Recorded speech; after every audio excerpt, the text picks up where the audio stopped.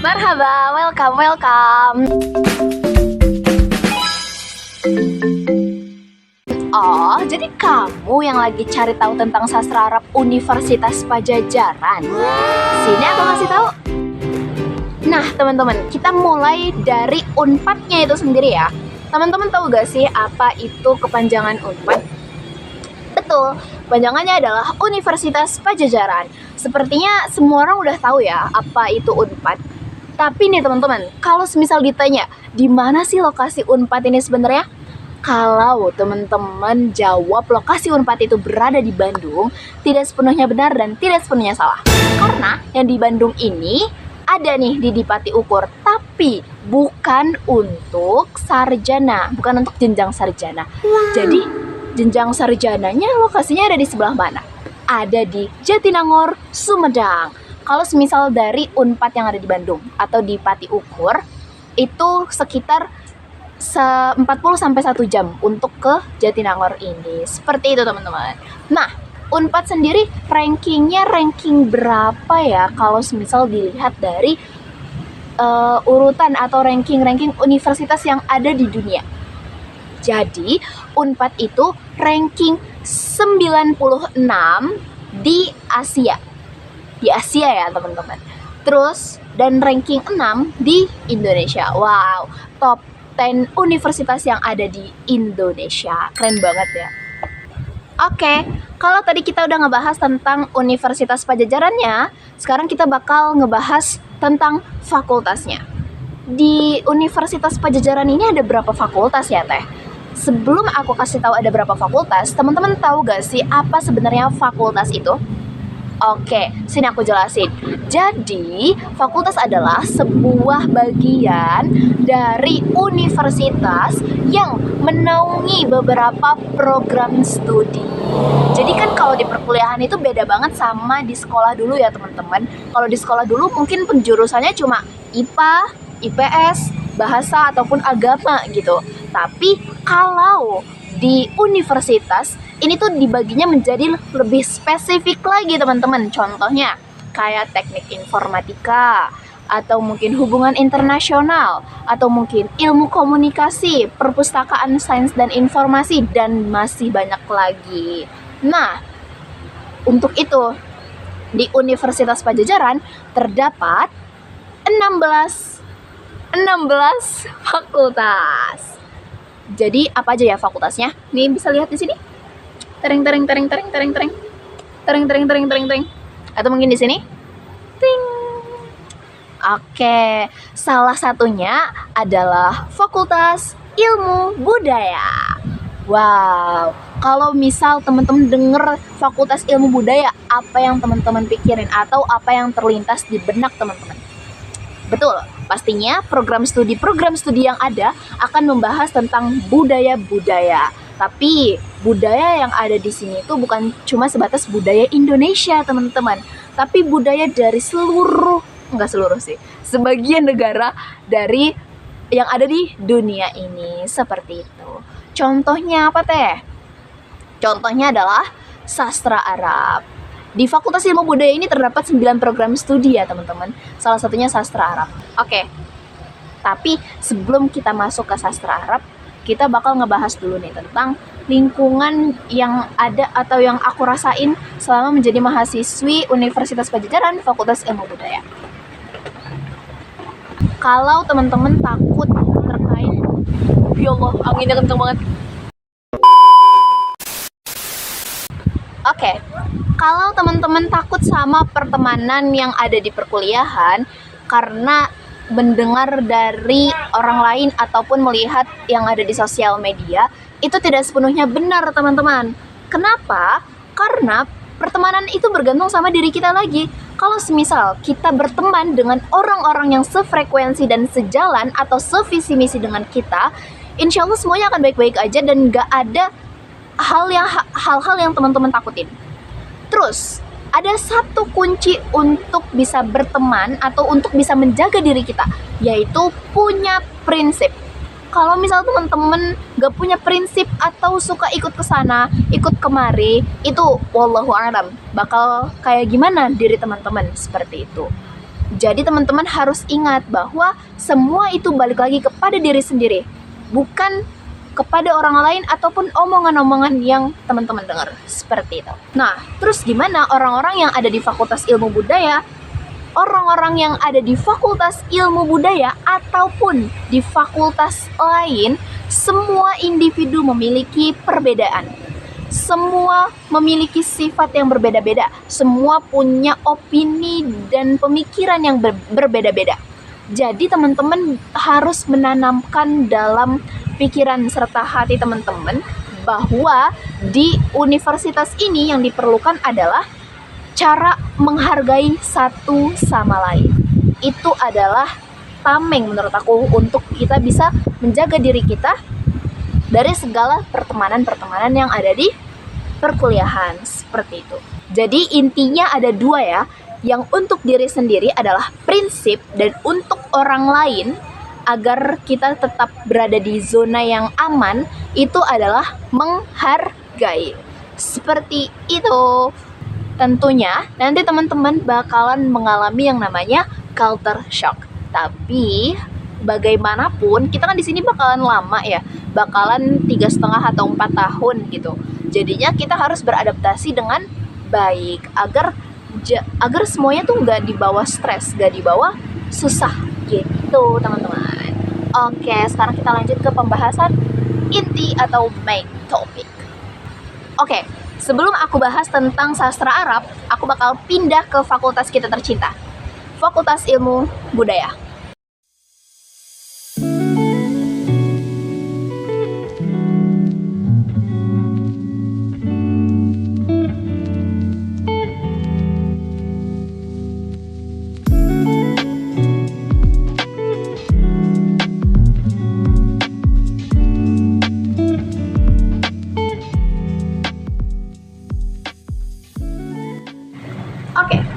Sekarang kita lanjut ya, membahas tentang sastra Arab. Jadi sebenarnya apa sih sastra Arab itu dan apa aja ya belajarnya? Sastra Arab merupakan program studi yang tidak hanya fokus untuk mempelajari bahasa Arabnya saja, tapi fokus juga ngebahas tentang budayanya, linguistik bahasanya, serta sastranya itu sendiri. Jadi kalau teman-teman ngira sastra Arab ini kita cuma ngebahas tentang belajar kosakata bahasa Arab ataupun nerjemahin dari bahasa Indonesia ke bahasa Arab, itu tidak sepenuhnya benar ya teman-teman. Jadi di sastra Arab ini kita juga ngebahas tentang budaya Arabnya. Dan bukan cuma satu negara yang kita bahas, tapi ada 22 negara. Karena itu Arab ini kita cangkupannya ke Liga Arab yang berada wilayahnya di Timur Tengah, geografisnya ada di Timur Tengah, seperti itu. Terus, kan berarti budayanya dari 22 negara ini budayanya sangat beda-beda kan teman-teman. Itu kita pelajari seperti itu. Linguistik bahasanya kita bukan cuma ngebahas tentang linguistik tradisionalnya kayak ilmu sorof ataupun ilmu nahwu, balaghah dan lain-lain. Kita juga ngebahas tentang linguistik modernnya teman-teman. Seperti apa? Seperti fonologi, kemudian semantik, sintaksis, morfologi dan juga sintaksis. Itu nanti teman-teman bakal pelajarinya bertahap ya. Dari ada yang di semester 3, 2, 3, 4, 5 sampai atas-atas nanti gitu. Terus kalau buat sastranya ngebahas apa aja? Ya ngebahas kayak puisinya, terus juga karya-karya yang lain, terus juga orang-orang atau tokoh-tokoh yang ada di setiap zaman itu tuh siapa aja gitu yang memperkenalkan sastra Arab itu kepada dunia kayak gitu. Oke, sekarang kita ngebahas tentang emang boleh bukan anak pesantren masuk sastra Arab?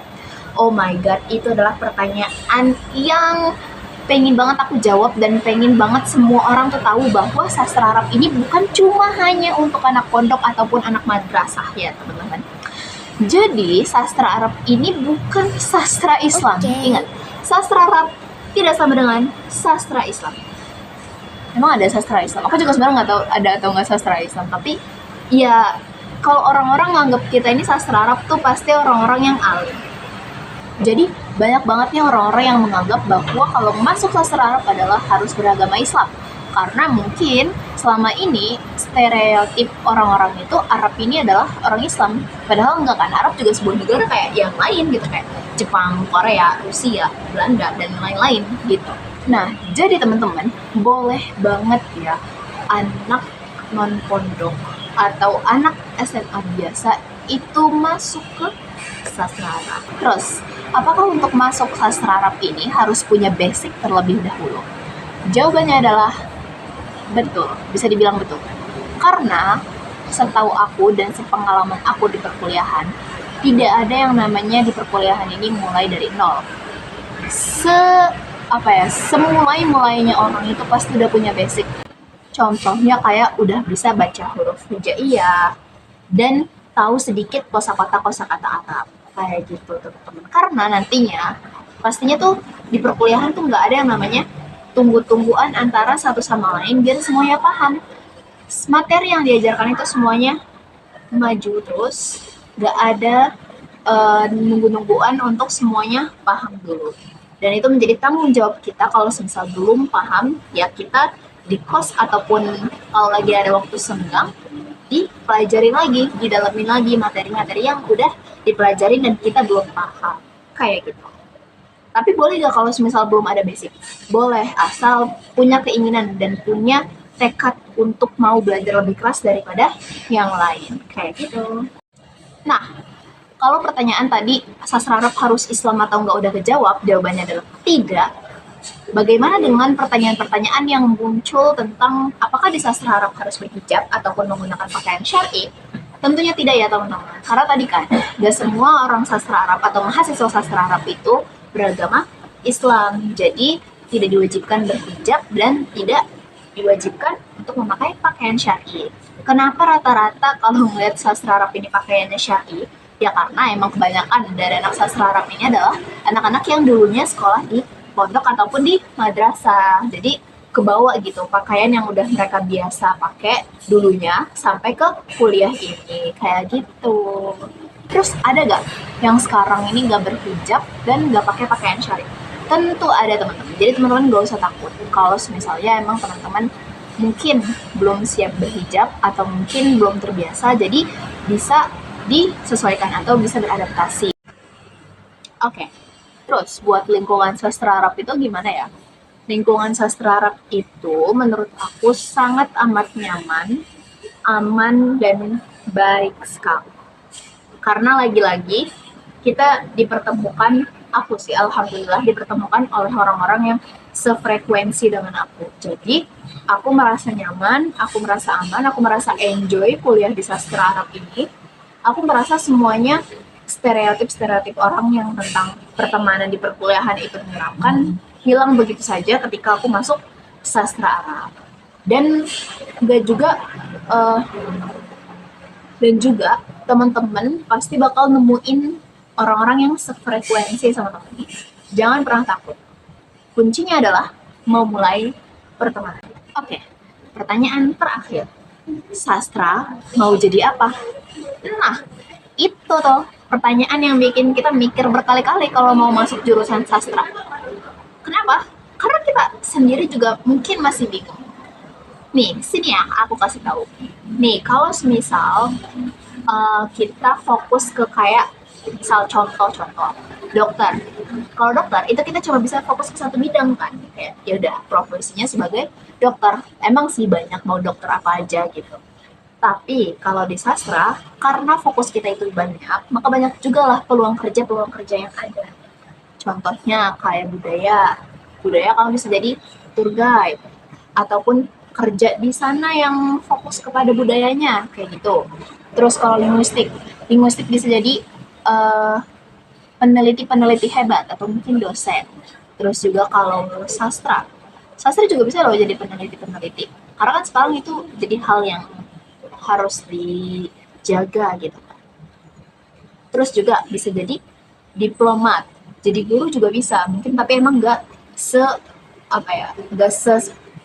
persiapannya nggak sesiap pendidikan bahasa Arab. Program studi pendidikan bahasa Arab itu beda lagi ya teman-teman sama sastra Arab kayak gitu. Terus juga bisa jadi kewirausahaan mungkin yang kerja di sana. atau mungkin bisa juga jadi kementerian yang ada kerja di sana.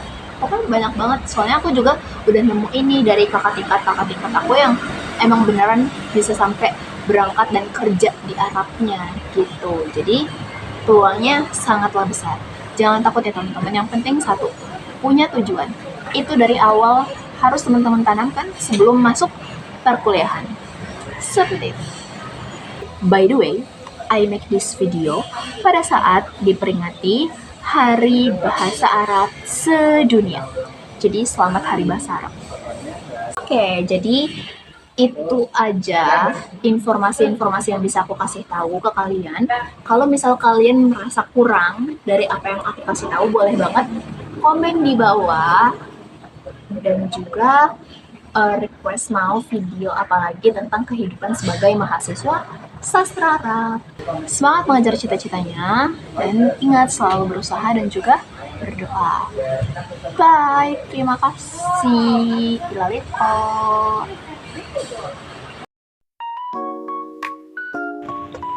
Oke, aku bakal spill sedikit tentang biaya hidup untuk kuliah di Jatinangor ini. Sebenarnya kalau untuk makan itu standar, sekali makan bisa sampai 10 sampai 15 atau 15 sampai 20 tergantung kita makan apa. Masih banyak kok makanan-makanan yang 10.000. Tapi emang biasanya rata-rata itu 15.000. Jadi di Nangor ini bukan tipe yang kayak murah banget gitu. Ini standar, mau dari makanannya, mau dari biaya hidup yang lain-lainnya, kebutuhan kayak buat naik ojek sana kemari kalau misal ngekos gitu. Jadi biaya hidupnya itu sesuai dengan pengeluaran kita, sesuai dengan gaya hidup kita juga. Kalau misal biasanya dengan makan segitu cukup, ya berarti insya Allah cukup. Ini lagi hujan guys, makanya aku pilek karena dingin.